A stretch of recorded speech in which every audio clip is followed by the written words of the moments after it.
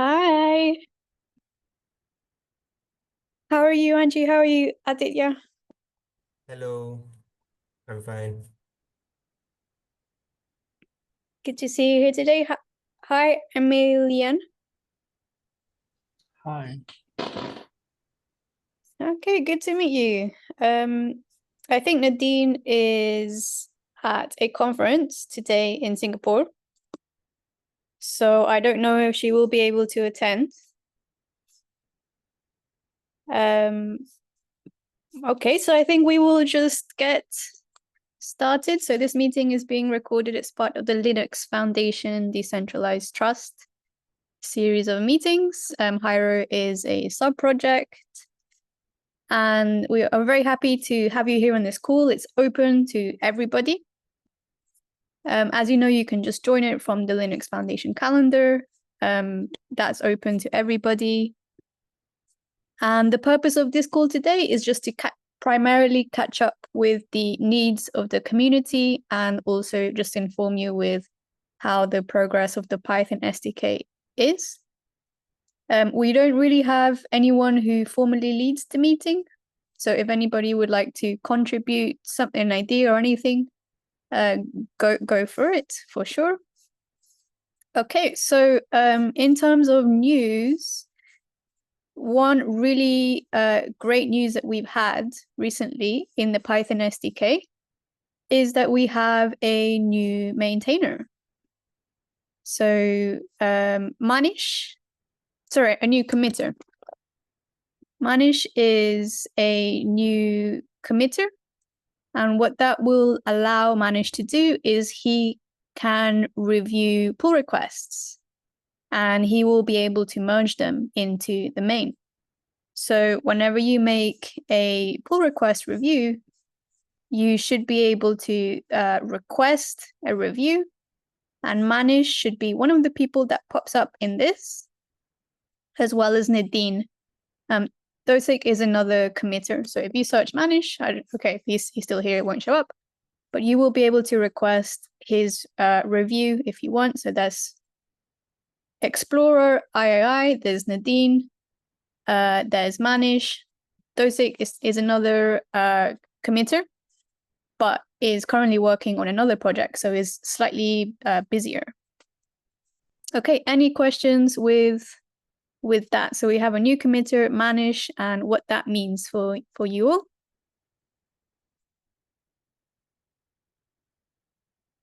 Okay, the next thing that we have, by the way, leave any questions in the chat and I will answer them, or maybe not even questions, just things you want to talk about, that's fine. So we have also released a new version. I'm trying to do these, we're moving quite fast in the Python SDK, so I'm trying to do this about every 2 weeks. And we have lots of different changes. So we have mostly documentation improvements that are trying to explain how the SRC files are structured, how our examples are structured, how to join the Discord, how to make sure you've got a good PR checklist. So all of that is going to be in our documentation. So I will just show you where you can find these documents. So if you go to docs, we have a docs section, and we've been mostly improving the documentation for SDK developers. So as I said, that we are looking at improving the explanation on how the project is structured. So we have a doc structure, an examples one, we have a source file one, we have tests, and that tells you a bit about that. Another recent one is an explanation on how to set up your pylons. This is what I use, and it's really useful to help identify if there are any errors or something like this in your code. So I would really recommend that. And there's lots of other things in addition to the things that we link in the pull requests. So this is an explanation how to join the Discord. We have a Discord, it's part of the Linux Foundation Discord. So this guide tells you how to find the right one. So those are the documentation improvements. And let's go back to the release. We've done lots of docstring improvements. Thank you. Emilian is doing a clap. symbol. We have some security upgrades. I've been focusing on trying to automate some more workflow so we can spend more time reviewing and working with you guys with the pull requests.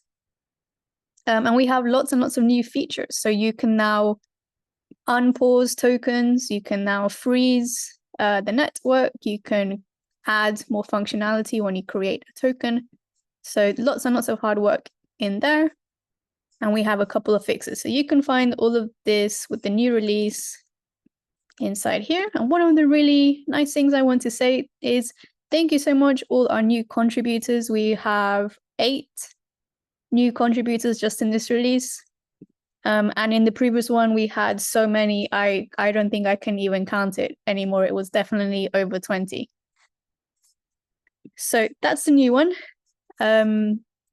Yeah, and then current issues, well, are currently basically about adding examples. So what happened is I managed to add a script to help identify where we have missing examples. And this looks like a long list. Some of it is automated, so it's not actually completely correct.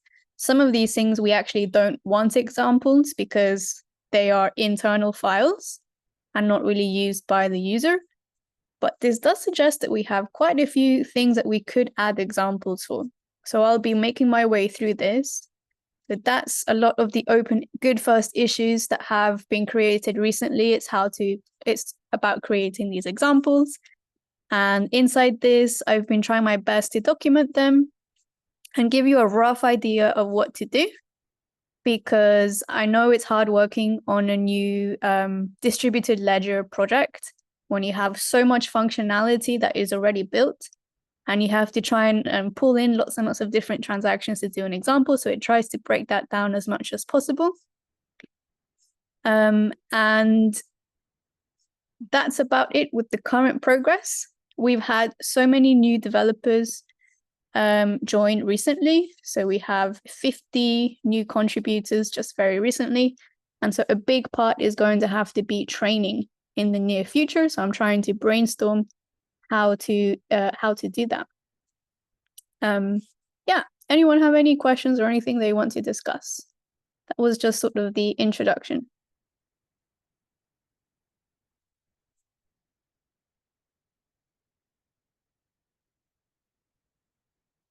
Okay, this call is more of a community meeting.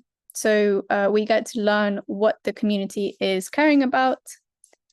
But if you need hands-on help, do add a comment in. Like we can often just talk about it. So in terms of community needs, what we found recently from this individual Scurzy is they found that some of the functionality that we've already built doesn't work 100% correctly for the use case that they're trying to do. So I was investigating and I was having a look at what they are doing. And it was really interesting because they are working on an AI connection using the Python SDK. So as far as I am aware, okay, maybe I opened the wrong one, but I was having a look at this. They're trying to create an AI, and they're going to create the AI to say, hey, AI, I want to create a token. It should have 1,000 supply, and it should be an NFT token, not a fungible token. So they'll say this in words, and the idea is the AI will actually be able to do this transaction for you. So they're working on that at the moment.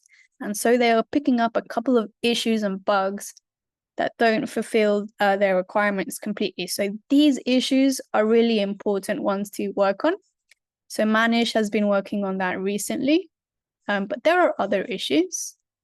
So they also have, they found that when you create a token, at the moment, we only allow private keys to be passed into it. So they are saying, hey, can you please allow public keys, which is reasonable. We've got somebody working on that. And Manish has helped to create some new issues. He's been focused on looking at how our transactions are not quite fulfilling all of the requirements that transactions should have. So he's been doing a great job at identifying these. So these are also slightly more advanced issues that you can work on. But if you see here, this one doesn't have anyone assigned to it yet. So I'm going to add a link to that. And remember, you can comment to be assigned to that if you want. This one's a little bit more advanced. So topic create accepts only a public key object. And it would be great if this accepts both private and public keys so that people have all the key options to be able to create a topic. So that's going to be very similar to the one that was worked on in that. So I'll give you 1 second. I'll show you how this works.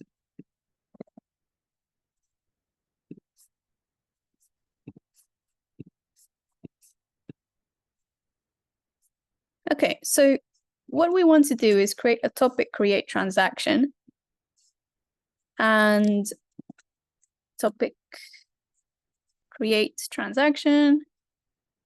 Sometimes it's tricky because it's not called exactly the same.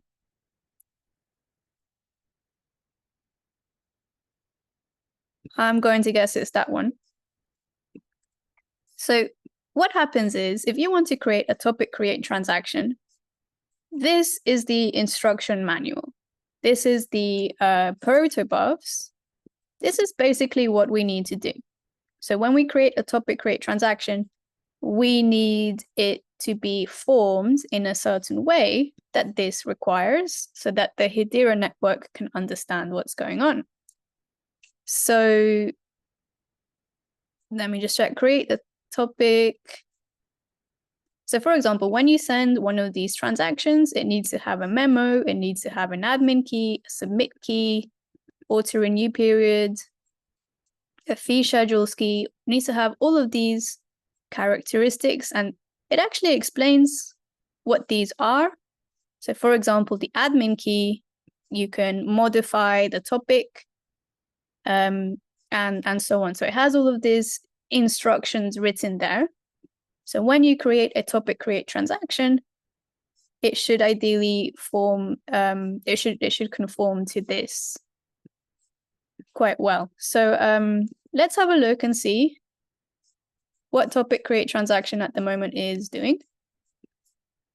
So I'm going back to my VS Codes and let's search for topic create transaction. And I don't want to look at the test, so I'm just going to look at the source file for it. And this is what the issue is referring to. So we have, let me write the location for it for you. We have a topic create transaction. And inside this, you can put a memo, you can put an admin key, you can put a submit key, you can put auto renew period, you can add all these variables.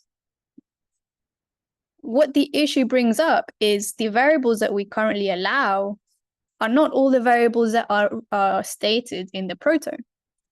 So if you were to compare the proto link that I've added in the chat, there's going to be some additional things that are added in. And if you see here, what Manish is picking up is right now we only accept public keys. So if a user wants to pass a private key, which is sometimes more convenient, don't worry, that won't be dangerous passing a private key because we actually we can transform it back to a public key. We can do the conversion for them. So the idea would be, okay, instead of passing a public key, can we pass a combination of either a private key or a public key? So what you will need to do is something like this. So I'm using a union here to introduce the idea of a key. What have I done? Private key. Okay, so instead of accepting just a public key, maybe what I'm going to suggest is, hey, we should be able to pass a key object in general. So a key, and so on.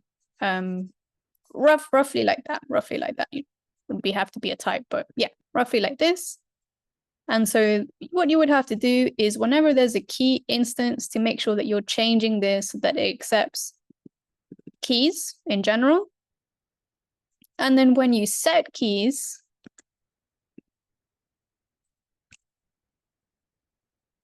we have to make sure that the logic there is fine to be able to set even as a private key. And when you turn it into a proto message, we need to make sure that you can, if the user passes a private key, it's transformed into a public key. So there's an example of that in I'll show you an example of that.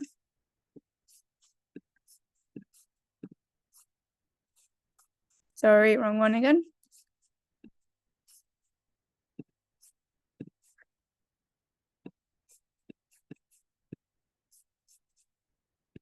So there's a pull request. Somebody has been working on a very, very similar issue. So I think they will be able to illustrate quite nicely the kind of changes that will have to be done. So they are saying, hey, I want to allow both private keys and public keys. They've replaced just the private key for them to allow both types of keys. And in the proto conversion, you have to be sure that, okay, since the user can pass either a private key or a public key now, we need to handle what happens if they pass a private key or handle what happens if they pass a public key. So if it's a public key, this is safe. We can put this to the network just as a public key. We can send this across the web. If it's a private key, please convert it to a public key first and then send that. So we are doing the transformation for the users here. Oh, actually, yeah, Adit is here on the call. He was working on that. So that's kind of what this open issue is doing. It's a little bit different, but it's very similar. I think Adit has done a great example, and that's approved.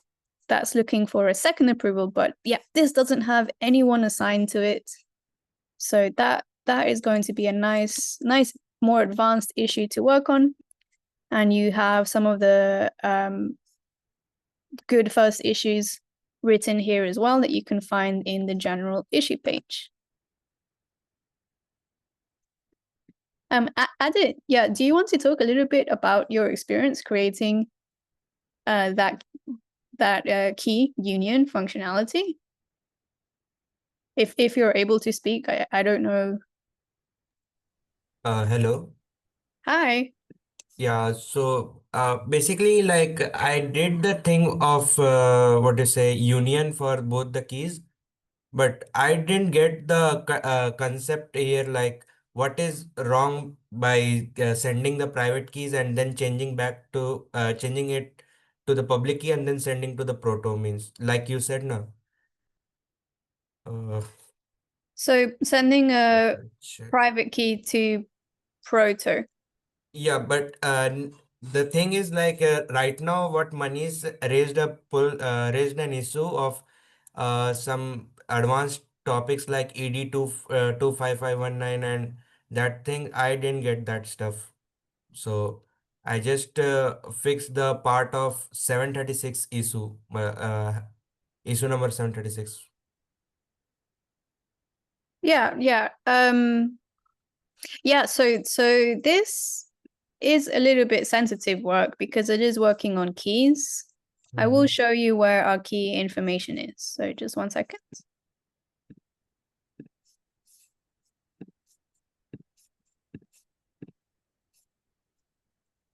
So here in the SRC file, when we look at the Hiero SDK Python, there's a crypto module, and that has our key logic for private keys and public keys. And what's important to learn in this is that there are different types of private keys.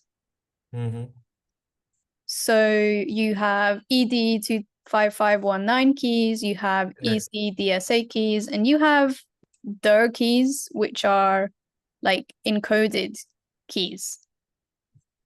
So you have these rough 3 types of keys, and each of these have slightly different ways that they achieve security and ways that they have ways that you have to handle them. The good news is a lot of the handling for these keys is done like separately. So if you look here, we have we are pulling in methods from other crypto libraries that are specialized in these that will help us to manipulate the keys as correctly as possible, well, to the standards. So you don't need to be an expert to be able to work on the keys, because we are using these existing libraries that are well tested. In terms of the things that are important to understand is like just a rough understanding of what these keys are like and the different implications that they have. So, for example, we have a warning here. So it says like, warning, we cannot distinguish blah, blah, blah, blah from the. So what is going on? So there are some key types like ED25519, and the ED25519 keys, what happens is they look the same as a public key and a private key. So the problem is you can't actually know if you have a private or public ED25519 key. They look the same. So from a computer perspective, you can't really tell which key you have, ED25519 or not. That's why we chose to rely on the user telling us what kind of key they have. So that's why we have like this custom method that says, hey, please use this if you have an ED25519 key. We tell them like, reveal to us what kind of key you have. And we trust that they are going to be able to handle this correctly. And that's why we add like a warning here that we can't distinguish if it's a private key or a public key for ED25519. So it is technically possible for somebody to have an ED25519 public key, a private key, and try and pass it as a public key, and that gets accepted, which would be really bad because then you would leak your private key to the network.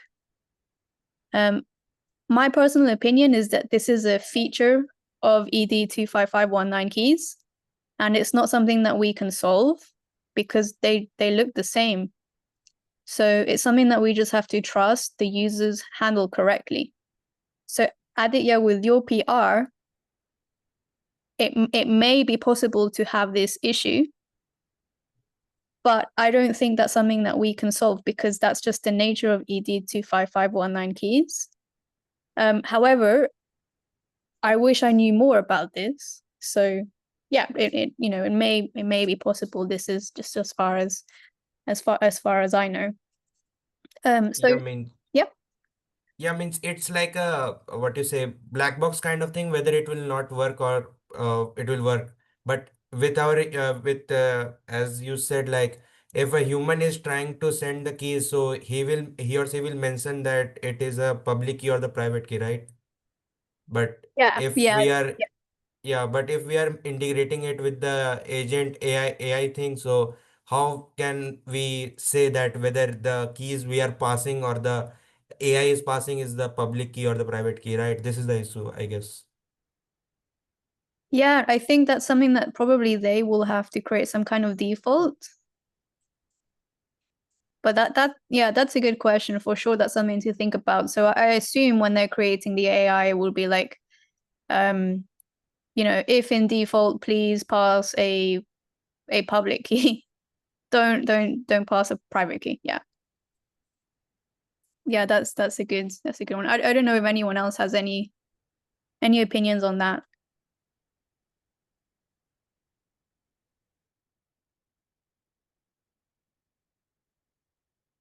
The other key types, so EDSA keys, these are very different. These ones are easier to work with, in my opinion. So for this, it's less of an issue. It's more like the ED25519 keys. Yeah.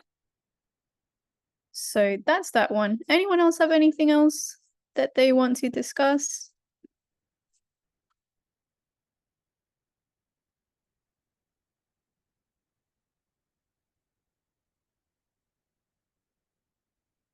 Manish, are you able to speak and maybe explain or talk to us a little bit about what you have been working on with the new functionalities?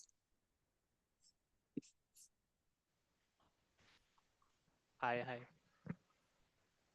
Hi, Manish. hi. So currently, I am working with like there is the topic update transaction, and like it too has some uh, the thing that we talk about, the public and private key. So it is like currently using the private key. So I'm like thinking of like this should also be like using the union of both the keys or not. So that's one thing, and then I am like exploring the protobuf to find if there is some missing fields in them. So that's all. Yeah. Would you be able to explain to us, so because this could be an issue that somebody creates. So we've been creating issues ourselves. But say you find something and you want to work on it, sometimes you can find something that's more interesting than the ones we have come up with. How would somebody go about that? How would they actually know what's missing and create an issue for that? Yeah, the main source for finding that is the protobuf, and then you can also refer some other SDKs like the JavaScript SDK or the Go SDK. So in that we can just find what is missing in the Python SDK and what is present in the other SDK, and so by doing that we can just find out that what new features or fields we need to add.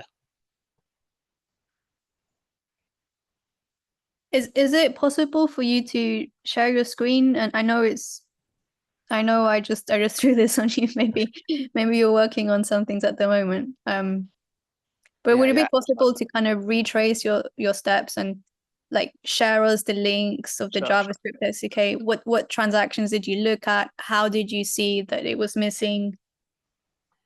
I think that would be like a really valuable example. I mean, personally, before coming to this Python SDK, I wasn't familiar with protobufs.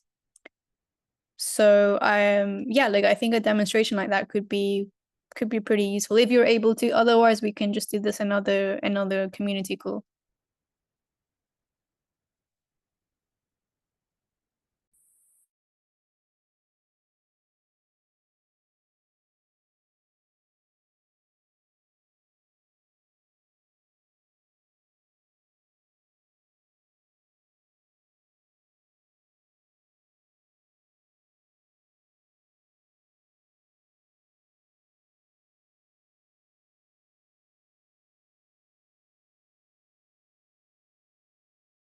Okay, Manish's sound has disappeared, so I think we'll continue and see if he's able to come back.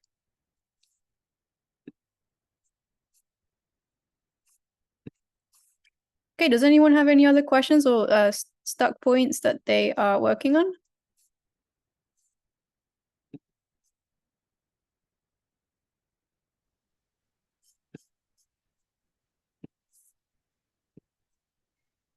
Okay, hang on, Manish. Hi, Manish. Okay, I can see your screen and I hear your sound now. so the major source is like the protobuf. So for that, like there is a link here. Yeah, I think this is the link for the protobuf. Yeah. So in this, like the Python SDK is currently using 6.66. So we can just go to there, and like in the services, there are like different transactions and types that the Python SDK use. So we can just look at that. So I think there is one crypto. Okay, so for example, like in this, this is the token update transaction. No, so sorry for that. Think that is yeah. So this is like the account update transaction. So currently in this, there are some fields that are missing in the Python SDK. So uh, like if I go to the Python SDK and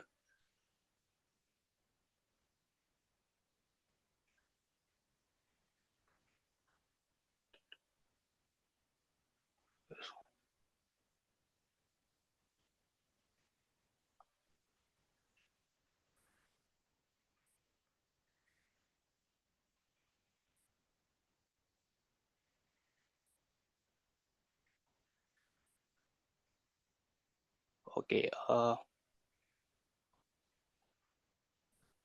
so like in this there are several fields. For example, like the decline reward, also the stake node ID, stake account ID, and which are like missing in the so if I can again share my screen.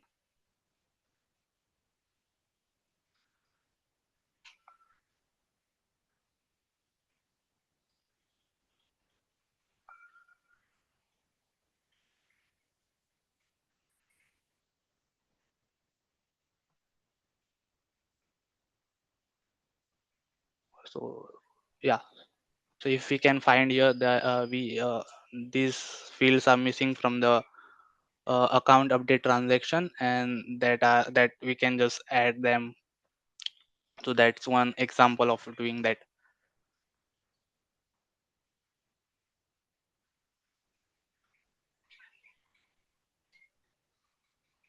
And how would you create an issue? So say you found that some fields are missing. Yeah, Can you just so like start working on it immediately? no, so first I also like validate it in the other transaction. Like here I have a Java SDK open. So I'll will like first validate that if it is present in this like for this issue there is a token update account update transaction. And okay, so if I go to the fields, so yeah, they are also having like the decline stake reward or the stake node ID, stake account ID.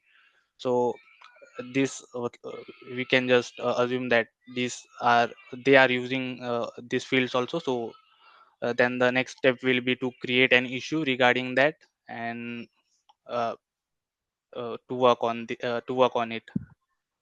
And for reference, we can just also look how they are like implementing the setter method for that and the other things.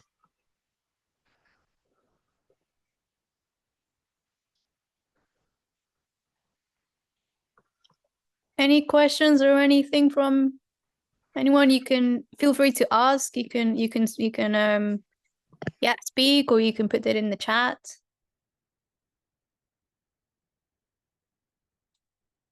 Well, yeah, I guess we can also look at the issues at the other SDKs. So if we see that there is such issue on the SDK, then we can also add it to the Python SDK.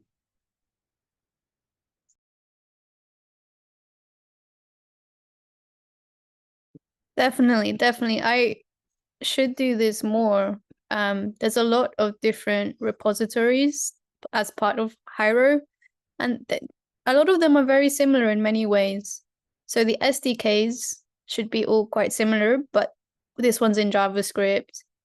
This one is in Python. This one's in Swift. So the JavaScript one is one of the longer, like older ones.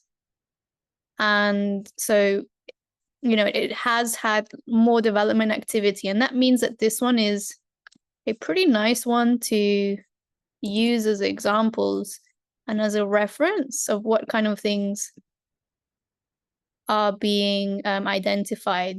So, for example,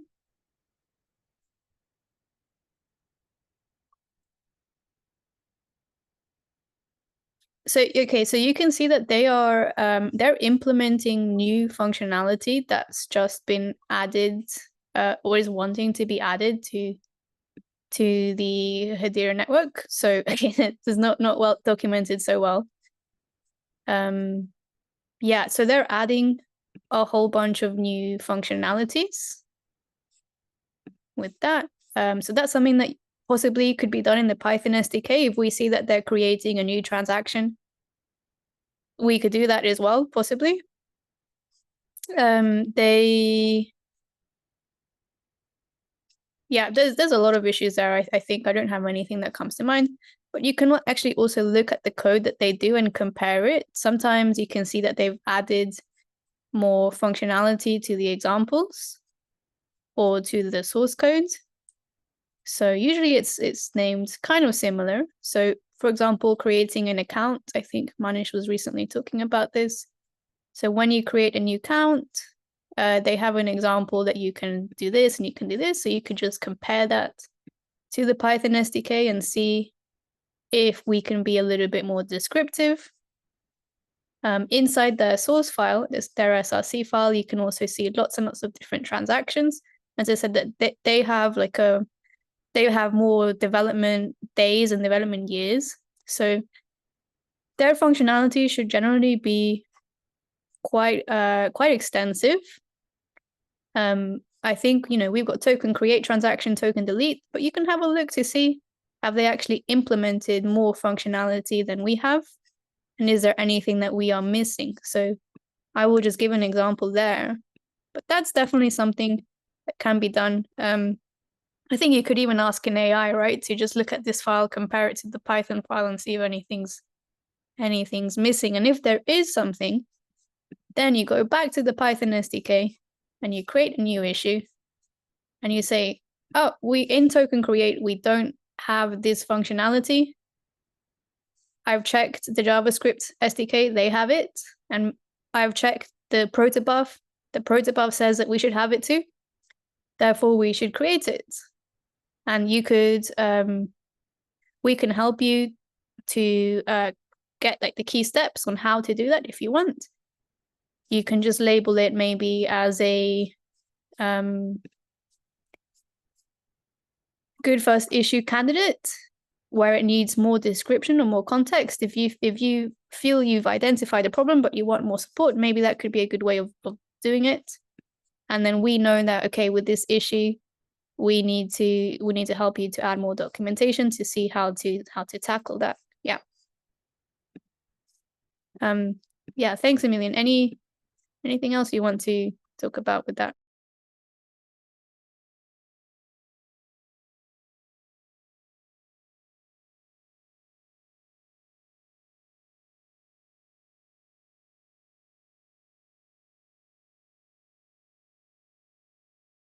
Okay, does anyone have any other questions?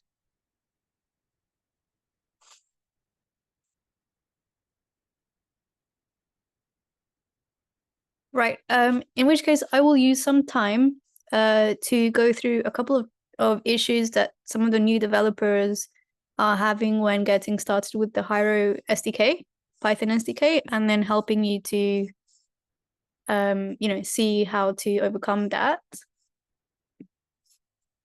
So most of our good first issues are about the example scripts. And when you create a new example, let me just do that, new example repeat, you're creating a new Python script, so make sure to end it in py. And this example, let's say you want to create an example for creating a token. I want to create a token. So what we first have to do is pull all the logic that we have created in our source files so that you can use it in your example file. So the way that our project is structured is that all our transaction functionality is inside SRC and inside Hiero SDK Python. So if you want to import anything, you need to say, hey, I want to import it from here. And I want to create a token. So I think it's inside tokens. Let's have a look. Tokens. Token create. Yeah, so it's inside tokens, inside the token file. So be sure you do that. Tokens. And it's going green, telling me that that's good. If I just wrote token, that would not work. So this is really nice. Tokens. And I have this set up so that it will actually suggest to me what I am looking for. So I'm looking for token create transaction, but I don't actually need to have this come up. I could just see, okay, it's called token create transaction. I'm going to import that. And I'm going to import its functionality. So what is its functionality? Okay, actually, maybe this one's a complicated example. Is the token create transaction. The stuff before it was just, mostly setting up the keys and things. So once I have this in the correct path and imported into my file, I can then start to use it.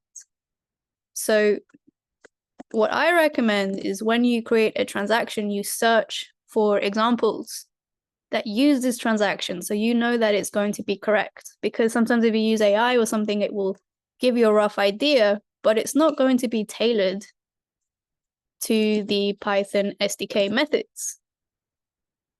So I want to use token create transaction. I'm importing it. And once you have this outline,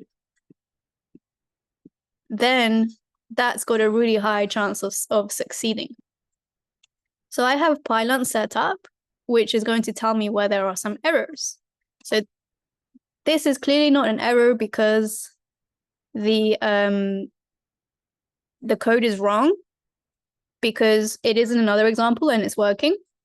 This is an error because I'm just not importing it. So I need to have token type. I hope that's in here. Token type. So that's just the failing of the import. So you need to make sure to have everything imported that you're going to use. Supply type.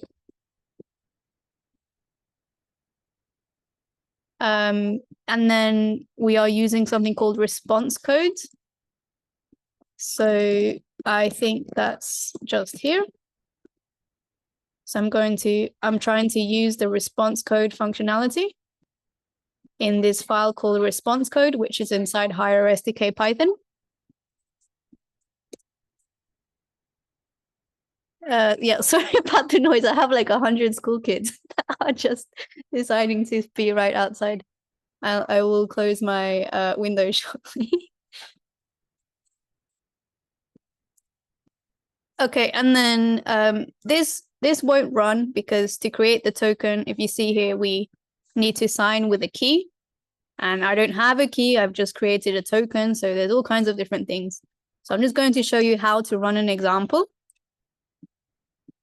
So if I want to run account delete, I'm doing all kinds of things that I need for that. I'm connecting to Hedera, I'm creating the account, I'm deleting the account, and it has this final thing, if it's then run account ID. So what I will do in my terminal is I will copy the relative path and I will do uv run that. And then what it will do, it will actually run that example for me. And that's the final way to check if you have actually created an example that works.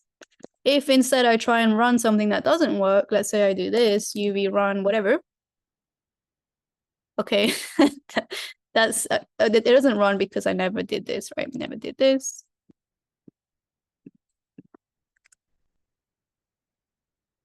we are doing create fungible token.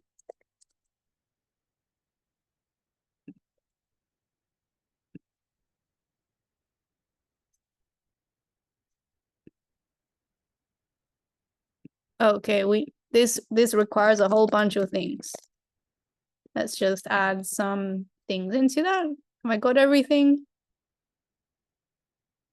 Missing for operator key. Okay, anyway, obviously I haven't set it up, but you can see here, it's not going to work. So this is the way forward. Make sure to import everything, even the stuff inside the transactions that are being used, and then create an if name main thing at the end where you run your example. And then if it's not working, you will get errors. And so when you do the pull request, ideally, everything is working, everything is good. But if you do need help, we have a Discord where you can ask for any questions or any hands-on help, because usually the review is just for like a final review. So usually a review is like you've got a working example and you're just looking for the final approval. Yeah. Does anyone have any questions or anything they want to talk about?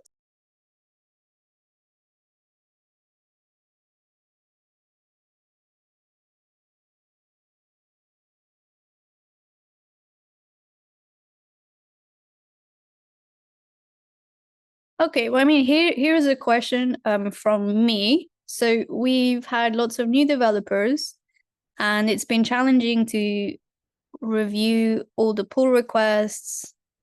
Yeah. Oh, wait, we have a question. Is it necessary for the examples to match the functionality from the SRC? Okay, I think this is like a debate, actually.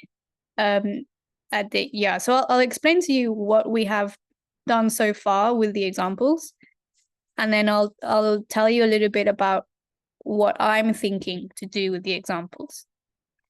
So currently, our SRC files, they're structured by all these different types, and we have lots and lots and lots of transactions and functionality. So what we've done so far is we do examples, but just for the files that the end users, so not the SDK developers, but like the end users, the consumers of the SDKs will probably want as a reference of how to create transactions, how to airdrop transactions, that kind of thing. So for now, we have examples for a lot of the front-facing transactions. So we will have examples for token airdrop, but we won't have examples for the supply type very much, or the or like token info, which is used by other transactions that are then delivered to the final users. So we have a lot of missing examples. We have a lot of missing examples that are like the core plumbing and how to use this core these core infrastructures that the SDK developers use to create other transactions. My opinion is it's useful to have examples for all of the transactions we have and all of the data classes and things that we have, because you never know if an SDK developer needs to use token info and needs to understand it to then be able to create something else. So I personally think for every SRC file, well, maybe not every, but a lot of the SRC files, we should have a complementary example that's named the same in the example file.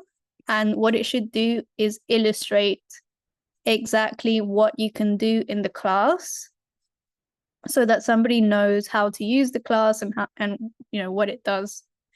A lot of these should be maybe fairly straightforward if you have done a lot of class work before, but we can't guarantee that. So my opinion is it's good to have both, and it is good to have all or most of the functionality illustrated in the classes, Sometimes that's difficult because we need to like mock data, create data, or sometimes it pulls in other transactions.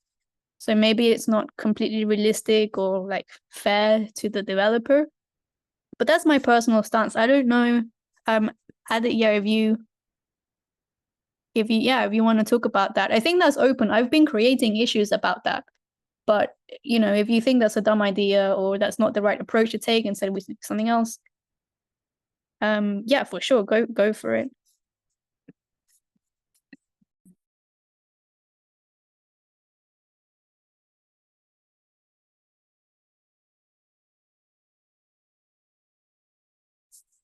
Does that answer your question? That in general, we probably want to create examples for most of the SRC files, and it should be quite extensive.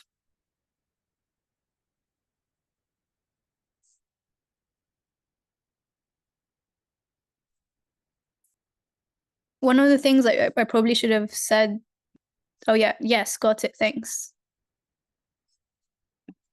Yeah, I should have actually said that some of our examples actually go beyond what the SRC file does. So I'll illustrate it this way. So for example, token burn only burns tokens, right? But if you look at the example file for token burn, I hope we have an example, I'm not sure, token burn. If we have an example for token burn, it does a lot of things in addition to burning tokens. So it connects you to the Hiero network, and it actually creates a token. And the reason it does all this is because if you want to know how to burn a token, you need to have had a token before to be able to burn it. So that's why we previously create a token and everything. And we have, for example, token info so that the user can see what is being burnt more clearly. So when I run this thing, I should get nice logging.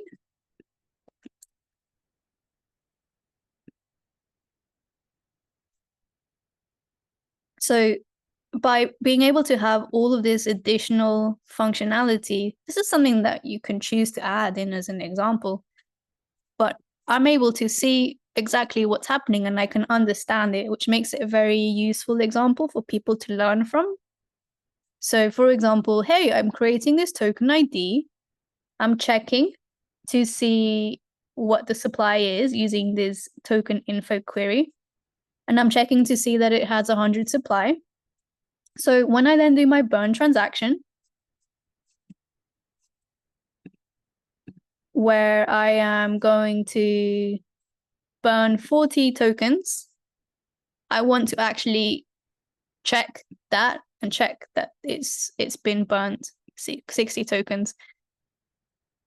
So this is just what we envisage maybe developers could benefit from. But yeah, there's some flexibility with that. It also means that you can run the example and it works. If we only had token burn by itself, we wouldn't be able to run it. We would have to create fake data to like burn this fake token and everything. So this way, the person can learn how to interact with the Hiero network and how all these other transactions kind of complement that. So that's what we call an end-to-end example. Quite generally, our examples will show you, okay, everything from the start. You connect to the Hiero network, you create your token, you're going to check what the supply is, you burn it, and then you check that it's actually been burnt. And if a developer only ever needs to know what token burn is and how it works, they can just copy the sections that they need. They don't need to look at everything. So because we have everything nicely split up like this is kind of like the style that we're using with the examples. As you've seen in this new example thing, I was just able to copy paste the section that I wanted. And I have a high degree of confidence that this works and this has been created quite well. So then it's quick and it's easy for me to create any kind of custom scripts from that.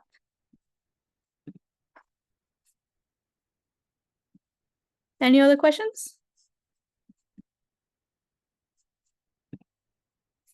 Okay, we have 4 minutes left. So if anybody wants to discuss any issues, or I don't know, you want to talk about your experience with the Python SDK so far, or any ideas that you have with what we should do in the future, go for it.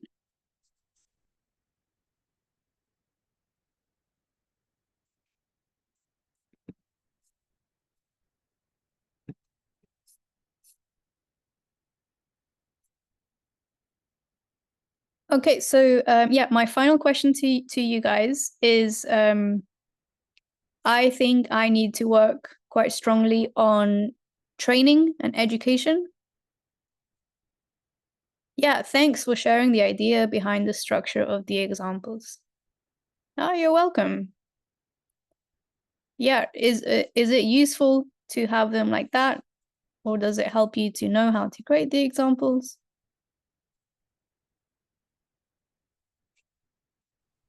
Yeah, well, I'm coming from the Java perspective and trying to catch up with Python a bit.